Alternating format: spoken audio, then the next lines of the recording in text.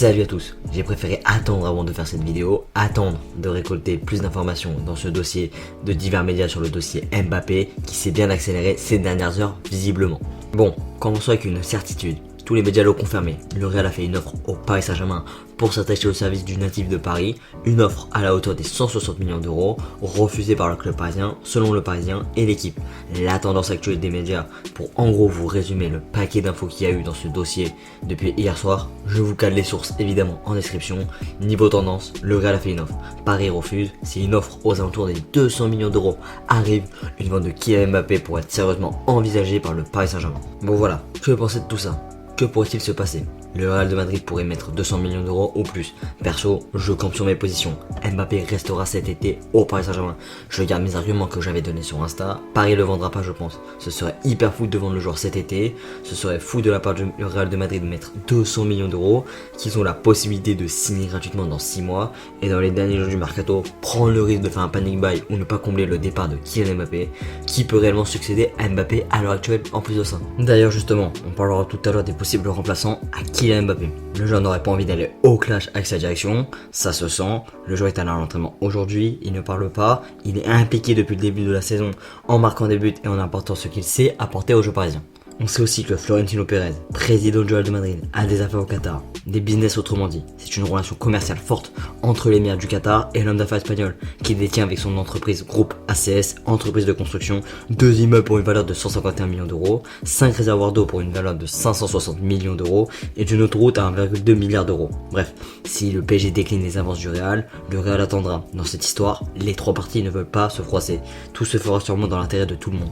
Mbappé ne serait pas sûrement dérangé de jouer avec Messi, Neymar, Ramos et Navas cette saison. Je pense qu'on assiste à un coup de bluff du Real, un coup de communication. Le Real n'a pas regretté depuis 4 mercato, on le sait. Le Real, ça a toujours été le club qui se refuse rien, qui attire les plus grandes stars du football. Donc, tenter de recruter Kylian Mbappé cet été, c'est se donner l'image. On a tenté le coup. Si le coup réussit, tu shippes une star internationale à un club qui possède une énorme puissance financière, qui monte en grade sportivement et qui évolue dans un environnement plus que idyllique. Si tu rates le transfert, on aura en tête que le Real a tenté le coup. Rien de perdant sur le plan de la communication de la part du Real. Bon voilà, en quelque sorte, Kylian Mbappé veut quitter le Paris Saint-Germain, que ça soit cet été ou l'année prochaine, c'est confirmé par Fabrizio Romano, il veut rejoindre le Real, son club de rêve. Il veut pas être engagé dans le long terme avec le PSG sûrement, il a besoin de lumière, d'être le centre, rejoindre le club de ses rêves, on pourra pas l'empêcher de réaliser cela. Après, si le club reçoit une proposition à la hauteur de 200 millions d'euros, elle doit être acceptée selon moi. On ne peut pas refuser une telle offre aussi colossale que celle-ci, au vu de la situation contractuelle du joueur, de l'envie de son départ